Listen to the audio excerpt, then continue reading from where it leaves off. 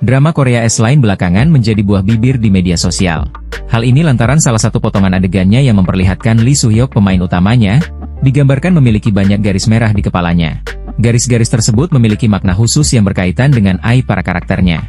Setiap garis mencerminkan satu koneksi intim atau sex line disingkat S-Line. Semakin banyak garis semakin panjang daftar hubungan masa lalu seseorang. S-Line berkisah tentang Han Ji-wook yang diperankan oleh Lee Soo-hyuk, seorang detektif yang terseret dalam kasus pembunuhan yang tidak biasa. Saat menyelidiki kasus tersebut, dia menemukan kacamata misterius yang membuatnya bisa melihat S-Line, garis merah yang muncul di atas kepala orang-orang. Garis tersebut tak bisa disentuh dan menghubungkan mereka yang pernah berhubungan intim.